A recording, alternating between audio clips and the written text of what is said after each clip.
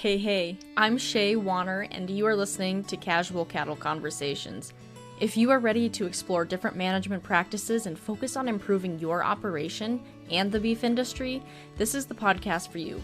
Welcome to the show. I'm so excited you are listening. Hey there, folks. It is Shay here, and we are going to be visiting with Dr. Karl Hoppe, and he is based out of North Dakota. And I always enjoy visiting with Karl as if you're a longtime listener, he's been on the show before, and we talked about alternative feedstuffs. But today, while we do dive a little bit into that, we are just really talking about a lot of different factors that we can consider and think about to make sure that our cattle are receiving adequate nutrition, because you can't starve your way into a profit. I believe that's the right word on that phrase, and that's something that Dr. Hoppe brings up today in this conversation. But we're really talking about how we can look at new ways to affordably feed cattle. We're going to be talking about the importance of hay testing, why and when to do that. We talk about reducing feed waste. It is just, like I said earlier, all about feeding those cows and finding some cost-effective ways to do it and just unique ways to consider how to do it, because everyone's in a different environment. There are a lot of different options out there, and it's about being creative because it's not the same cow as your grandpa had. It's not the same ranch. It's not the same economy. There are so many things that have changed. So let's look at some different options. Now, with that, before we dive into the conversation, I have had lots of people reach out requesting kind of information about how to start a podcast. And I know there are podcasts everywhere, and that's exciting. That means people are listening and people want to listen. But if you're like, hey, I think I want to start a podcast, but I just don't know if I have the time to do it, head to my website, use the contact us form, and I'll send you a free guide that's all about if you have enough time to start a podcast. And you can kind of dig through that, think through it, and figure out if it's the right option for you. But with that, let's talk about feeding those cows.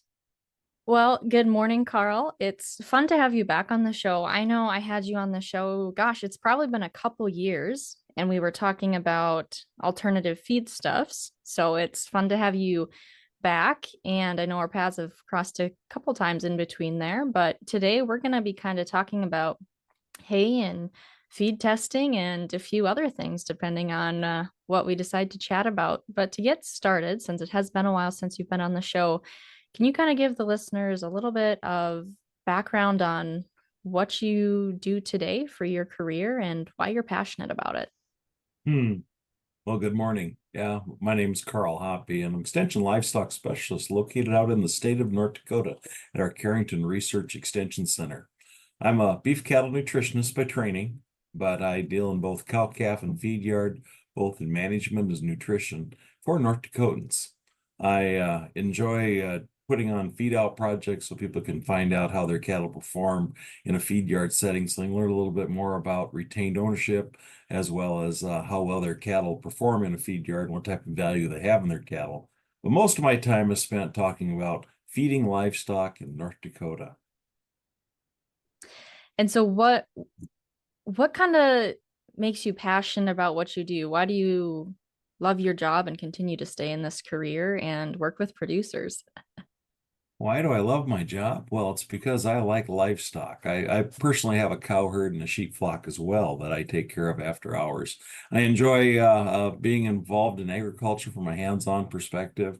And so my real issue of why I like staying with this is solving producers' problems and issues. There's always a perspective. There's always an issue that comes up that's kind of unique and different. And after being here for 34 years, not too many things catch you off guard anymore, but the one about using mint as a silage, yeah, that was different. But I ran across it even before. So there's a lot of different things in North Dakota that run against. Of course, extension work.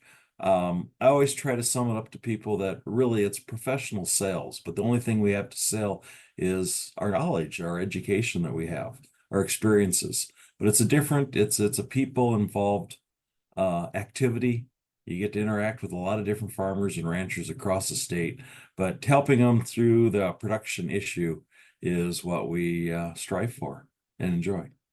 Well, that's awesome. So, a lot of times on the show, I talk a lot about, what practices can we shift or change to be more profitable. And a lot of times with feeding be one of the main costs that a lot of producers face, we talk about how we can spend less days feeding and more days grazing. But as you know, in North Dakota, it's really, really hard. I don't know that I personally know someone who has gone 365 days without supplementing some sort of feed to get through our winters. So, with that, I want to talk a little bit about hay testing and why it's important to understand the quality of what we're feeding. So, can you talk a little bit about the importance of doing those hay and feed tests before winter? Well, let me first start off. I do know of somebody who did not provide any supplemental feed for 365 days out of the year. That did happen one year, but he couldn't repeat it the second year. So, like you said, North Dakota, it's a feeding world, and we do have to provide feed. We don't know if it's going to be for 3 months or 7 months in North Dakota. It kind of all depends. But as you said, feed costs are our number one issue in a cow herd. Of course, it's really important having a live calf to be able to sold off of a cow. That's almost paramount. But after that, it really comes down to how can we effectively feed a cow and have her produce a good calf. There's a lot to this fetal development issues. So in Mhm. other words, a cow that's fed well during gestation and a calf that has enough colostrum after birth to impress upon how well they're going to gain after they've been weaned. It all comes together with good nutrition. And I always I almost I almost hate to say it, but it comes down to we can't starve nutrition, we can't starve a profit out of a cow. And I've seen people try to do that. It's like, no, you really can't do it. So we gotta feed cattle well, but we gotta figure out how to do it cheaply. So that's the challenge. We can need good feed at a low cost. And we can always put up expensive feed that's poor quality. That's pretty easy to do, and we tend to do a lot of that.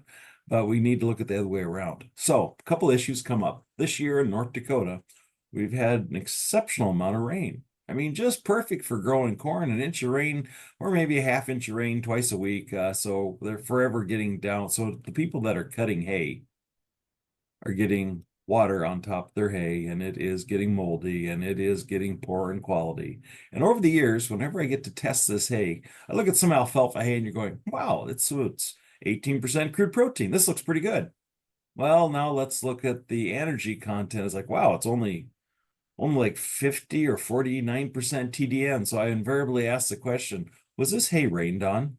And they go, yeah, but you can tell the rain really reduces the energy content of the hay you put up.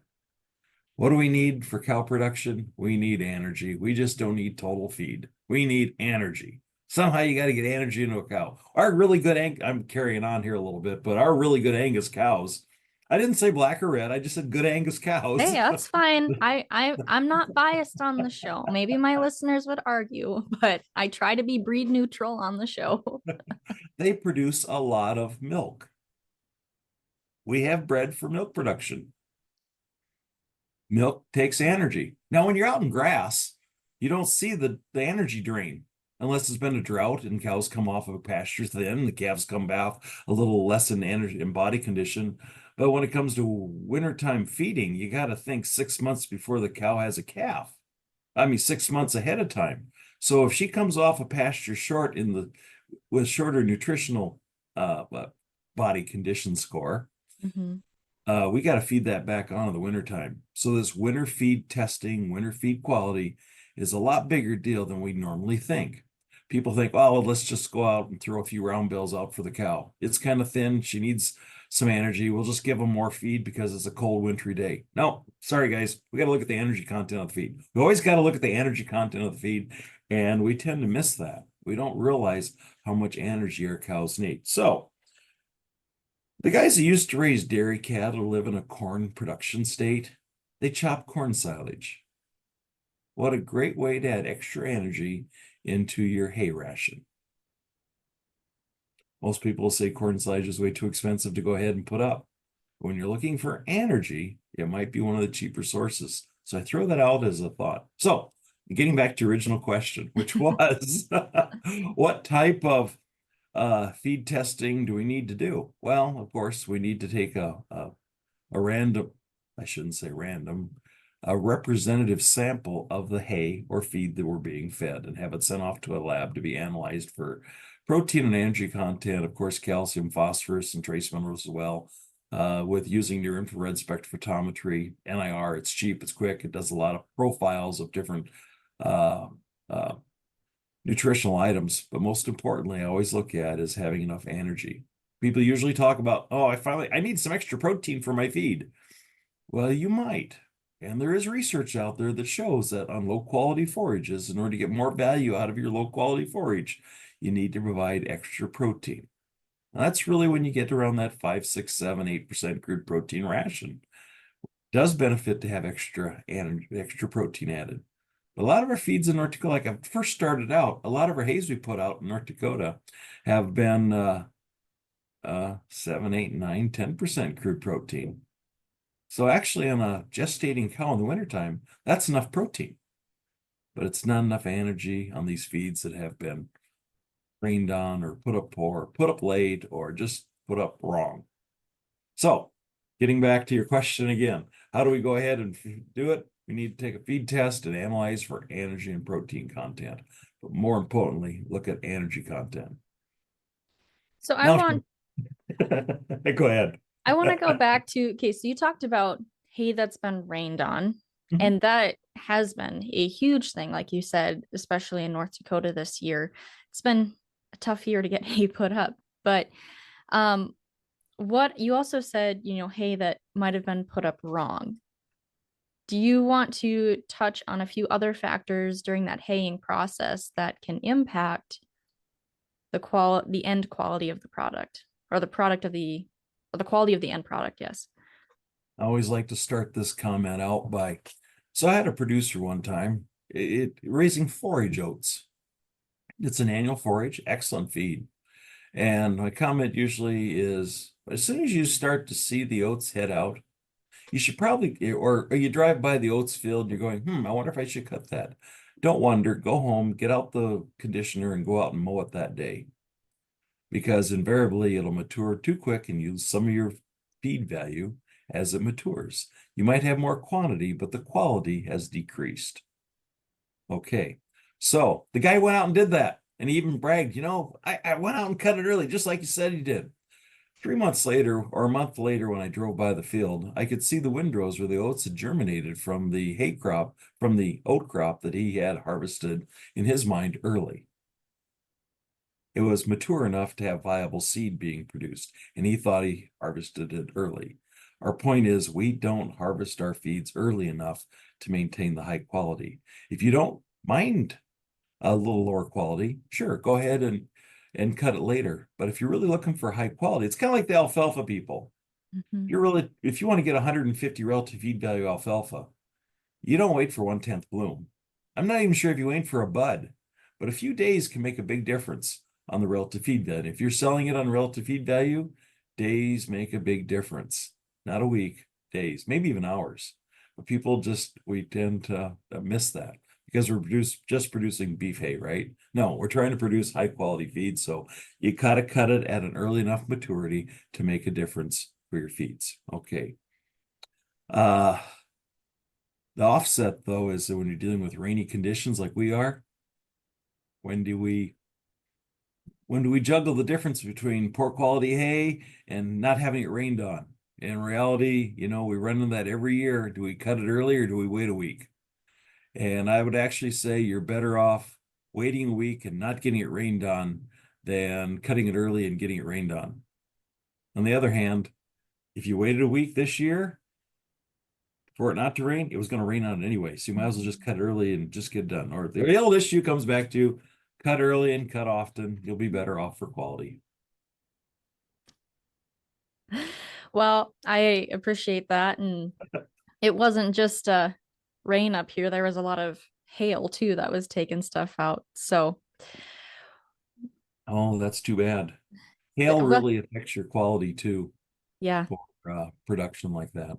Yeah, there is, I mean, and just a lot of severe weather across the state, I feel like, and in other states too. But let's go back to the testing topic. When do you recommend producers start taking those tests so that to have that gauge before feeding comes around? Yeah, as soon as you get your hay put up, that's the best time to have it tested. At least that way you know what you have. If you're going to market it, most people that are going to buy hay will want to know what your hay quality is. Of course, you have a lot of leeway there. You can either do it now or you can wait until a week before you're going to start feeding it. Usually results come back in that quick, within a few days.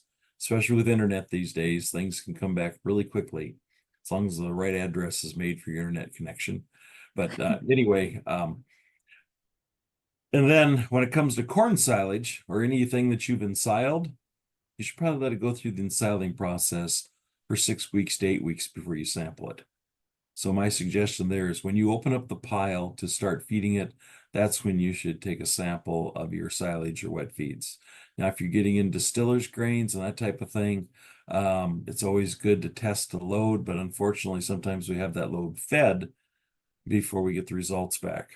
So you need to somehow get an average value, know what type of production is coming out of that plant or who you're getting it from. Different plants have different techniques, or I shouldn't say techniques, but different ways to to work through the plant, and the product comes out just a little bit different. So if you're getting feeds from different plants, you get an idea of what feed is coming out of what plant, so you can average it out accordingly.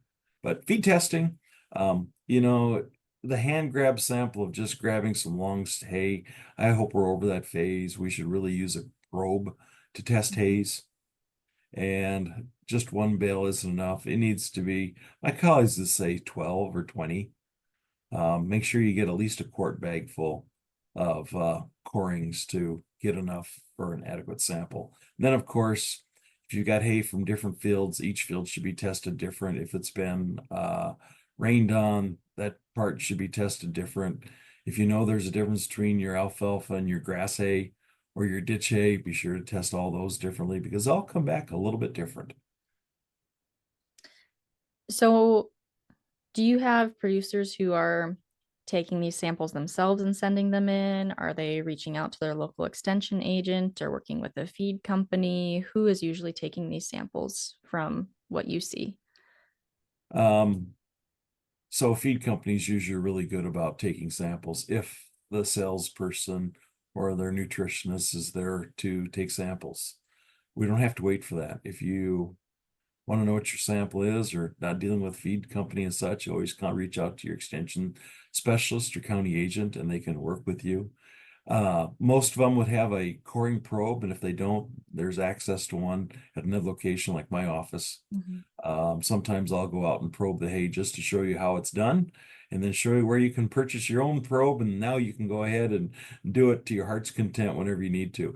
Usually when it comes to testing hay, we're missing two things. One is the probe, okay, and the DeWalt drill to go with it, because the two really go hand in hand. There are some non-drilling type drills or probes that can work, but they got to really have sharp tips and they work well in alfalfa. But anyway, there's different probes out there. The next thing is people would like to have, where do we send the sample to? Invariably, I get the request, well, how about NDSU? We don't have a feed testing laboratory in NDSU for the public. We do for research, and they'll do things like crude proteins for a month, and then they'll work on ADFs for another month. Then they'll work on, so if we could possibly do it, but it'll take you a year before you get the results back because it's research. We want the results back within a week, so we always go to a commercial laboratory. There's several commercial laboratories available across, well, across the nation, obviously. You can go to the National Forage Testing Lab Association, and there's a listing of laboratories that'll do testing in North Dakota. Predominantly, the one that we end up going to that rolls off everybody's name, it would be Dairyland Labs. They would have a prepaid mailer along with a check sheet of which things to check off of, plus a check or a credit card or a billing avenue to send it to. So it makes it really, really painless to take the sample, put in a bag, already stamped with a self-addressed postage and yeah, the address, and put it in the mail, and away it goes. then you get your results back. We've made it fairly simple that way, as long as you have the material. If you need the materials for mailers, you call the companies they usually give it to. Now in North Dakota, we do have some other labs that will do the feed analysis. And if you're located next to them, you can just drive over and drop it off, and they can probably do the analysis. Like all things, I always look at it this way. So if you have cancer, you want to go to a cancer doctor specialist, right? Not just a general practitioner. So if you're trying to do feed analysis, you probably want to go to a lab that does feed analysis routinely, like every day. So by the same token is sometimes with their feeds, we're looking for nitrate issues, which are toxic issues. And when I talked about feed quality, I talked energy and protein, vitamins and minerals. I didn't talk about things like nitrates that are toxins. We can do that at NDSU at our veterinary diagnostic lab, or a feed laboratory can do that, or maybe some of these other labs can do it as well. There's actually a rapid test that your local county extension agent can do well if you're really curious about it.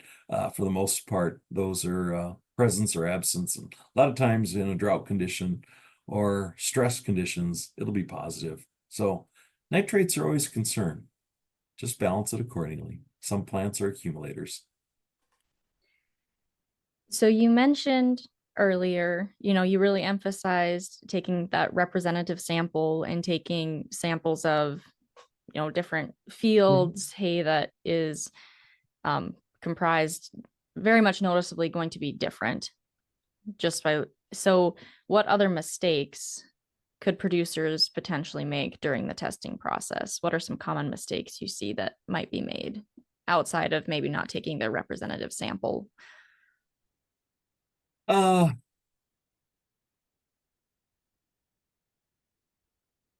the, what we tend to like to do is grind hay and blend the two together. And we get our 3 or 4 we'll take a bale of this, plus a bale of this, plus a bale of this other feed, and grind the three together, and we have a big pile. And now we want to sample the pile because we just ground our hays together. We should really analyze each bale or each pile type of hay before we grind them together rather than afterwards. So the mistake I see is trying to take a hand grab of ground hay to have to have a to have a representative sample of your ground hay pile. So think about this. When you're looking at ground hay pile, you almost see rivers of feed coming down the side. Sometimes you see by river kind of, you can see there's long stem hay coming on one side, really fines of alfalfa coming down to another spot, and it skews your feed analysis depending upon where you take your hand grab sample out of that pile.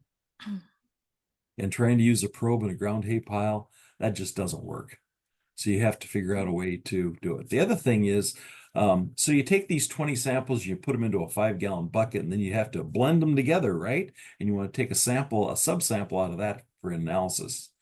Well, when we blend it together, a lot of those fines go to the very bottom of the feed bunk, of the bucket.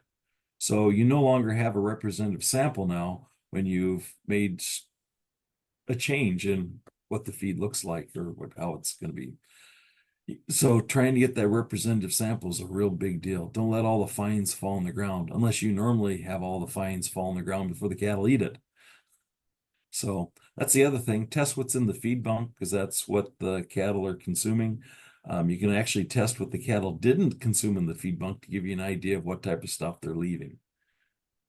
And that's another issue. It comes down to feed waste and feed lost in a feed bunk or just feeding out on it. It's always fun to feed out on the ground and grass, but the amount of loss that we have in feed on the grass or even on the snow in the wintertime, it's more than what people think. So with that, I've also heard that that's adding back, cover or organic matter to maybe if there were areas that needed it. What's your take on that? Because I know personally, like when I grew up feeding a TMR to cows and there would be bales in the feeder but we mostly tried to put bunks out there or have a fence lined feeder so that there was not as much waste. So I guess let's talk about that hay waste a little bit. So when our research extension center here at Carrington, we have a dry lot cow herd. It was put together 40, 50 years ago to actually investigate cows grazing irrigated forages.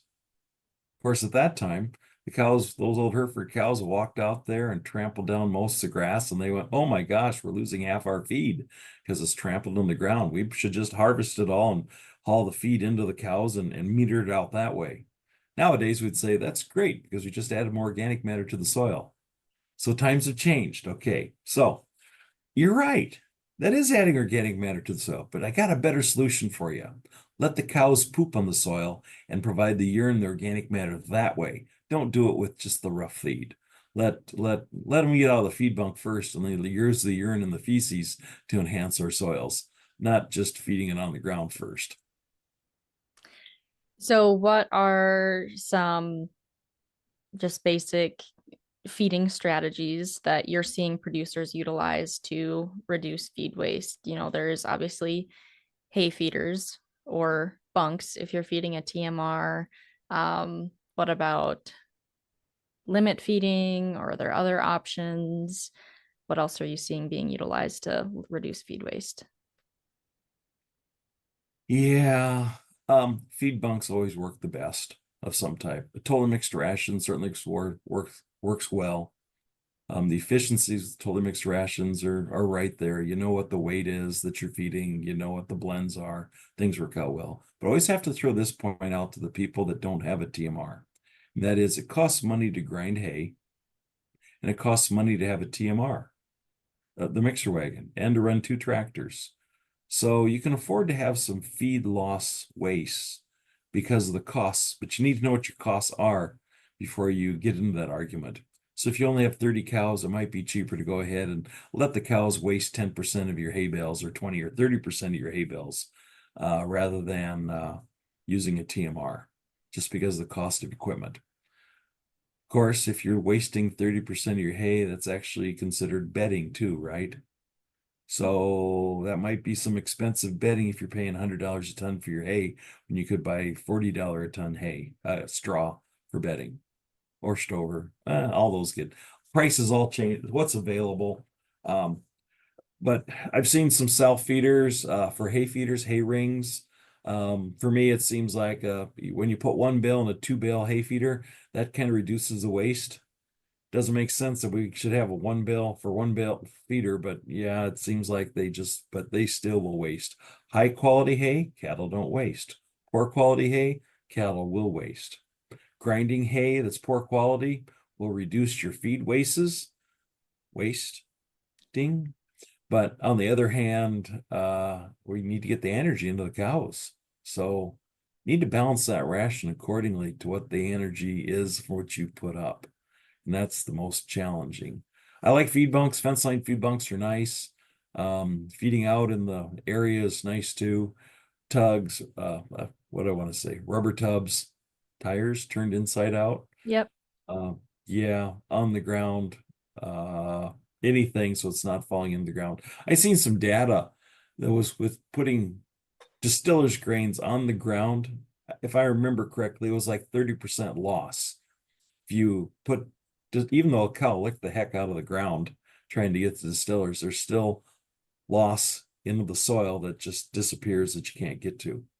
So be really wary of feeding losses, feeding out in the ground, even on top of snow. Cattle trample it into the feed. And I'd rather move feed bunks every few days than to have feed loss that way.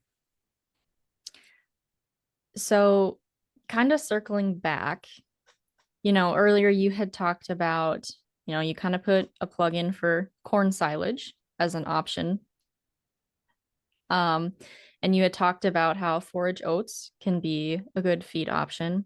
What are some other feed options that you're seeing to produce that quality forage or quality feed, um, maybe at a lower cost than traditional methods? Or just kind of how are you seeing producers be creative and try new things with their rations?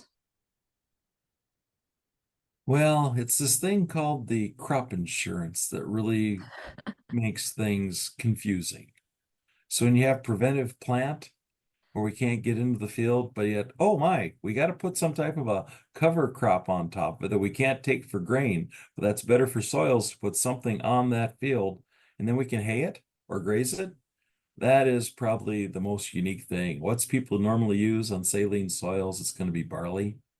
They always wonder about putting millets and sorghums on because you're seeding it after it's dried out, hopefully. Um, uh, yeah, in hot weather. So they're looking at a warm season forage to grow. That certainly can work. Dry down's always a bitch though, because one of those warm season forages available to dry down October. What's the weather like in October? Hopefully, it's usually not, yeah, we In never and out know. of snow. You never know. Yeah, well, we might have our late frost this year in December, so it's hard to tell what we're going to have. Mhm. Maybe it'll be in September. I don't, yeah. So that's the challenge you run into is feeding things. Um, People always look for some type of production, but lower cost to seed too. So I always get this question, what about forage sorghums? Because the seed is quite a bit cheaper than your $100 an acre for seed corn. So with that in mind, you can either do forage sorghums or you can do a sorghum Sudan grass hybrid that's a little finer stemmed. So the forage sorghums get 10, 12 feet tall. They just produce a lot of tonnage. Unfortunately, they don't produce much feed energy. So if you need tonnage, it's great. If you need quality, if you do the feed testing, you'll find out that that may not have been a good decision for you. On the other hand, using the sorghum sedans certainly could work, but they're usually really wet. And you'd have to cut them and let them dry uh, for weeks to get them to. And then, of course, there's regrowth too, so they'll grow back in the windrow, and there just gets to be those type of problems. So you see the annual forages like oats and barley coming back into play. Now, there are other things like winter rye or winter wheat, Willow Creek winter wheat, which is a forage wheat, an awnless wheat that grows quite tall. There's other things like that that are out there that we can plant in the fall for harvest next spring or summer. So at least we're not bound up trying to plant them in the springtime when we're trying to do the rest of the crops. Grazing rye is always a good thing. Okay, whether it be in the fall or being in the spring, that certainly works. You do have to worry though, because as soon as the rye plant starts to bolt, produce a head, your feed quality immediately drops. Cattle don't like to eat it either. So if you're looking to make it a hay crop, you might have to spike it with silage or alfalfa or anything else, maybe distillers to get them to want to eat it too. There's always this consumption issue, but as long as it's a lush vegetative plant, the sugar content is so high, cattle just love to eat it and withstand heavy grazing as well. So I don't know. I talked about a lot of different issues there, but maybe there's one that really stands out. And is this the time that you always use some of your own personal experiences and share that? And I have found out that for me, raising corn silage is the cheapest source of energy for a cow herd. And a little bit of corn silage can really improve the feed quality of the hays that we put up, even in this rainy conditions that we have. Back in the old days, when we chopped corn with 2-row choppers, and it took 3 weeks and a neighborhood to go ahead and cut your silage, I can see why everybody moved away from that type of intense work. Yeah, it was time consuming. And nowadays, with the type of corn choppers that we have, the $1 million machines, they can gobble a lot of and process a lot of feed in a short amount of time. If you can just get the guy to show up to chop your feed, you'll have a lot of a lot of good quality feed put up in a short amount of time. And even though it has a cost, wow, what a feed resource to have. So that's my little spiel on corn silage. If you ask me off to the side, I'll always go ahead and say that's a really cheap source. No matter what the cost is, that can be a really cheap source of energy for our feed. Although producers that raise grain would say, I'd rather sell the corn grain than I would the silage to my cows. So we got to figure out a different way to feed them cows. And of course, in North Dakota, we do have an alternative, and that is co-products. Our wheat midds are distillers grains, soy hulls, beet pulp. We have, corn gluten feeds kind of took up by the dairies, but We have a lot of different feed resources available in North Dakota that other states don't even have. And we all ship it out of state because we don't use it all here in North Dakota. But it's an option. It certainly is. Absolutely. Well, Karl, as we kind of wrap up today, what are your final thoughts, or if there's one thing you want producers to take away from this conversation, what would that be? Be sure to feed test your hays. I know one year, if you do it one year, you say, oh, I tested it last year. I don't need to do it this year because it's all kind of the same. Now, you really should get in the process of do you soil test? Be sure to feed test too. Tells you what's going on. And the thing I do want to impress upon people is that the type of cows you raise now aren't the type of cows that Grandpa remembers. And our feed requirements are a lot different than what they would be. And since we feed every day, we don't see the changes of poor quality as easily as what somebody that would come and look at your cows every year would look at them and say, yeah, they're kind of thin. And when they say they're kind of thin, that means they're starving. So you really should try to feed them better. But remember, it takes 6 months to make a difference. So if you're going to improve your feeding ration for the winter, you need to do it all winter, just not a couple weeks before calving. All right. Well, thanks for visiting with me today and coming back to be a guest on the show. And that's a wrap on that one. If you like this episode, be sure to share it on your social media, send me a DM, rate and review, however you want to communicate with me, because if you don't tell me what you like or don't like, I can't make content that's better for you. And I love to create content and have guests on for you. And if you have a topic idea that you really want to hear about or a cool guest, send that my way too. I'd love to hear from you and hear who's listening. So with that, happy ranching, and we'll catch you on the next one.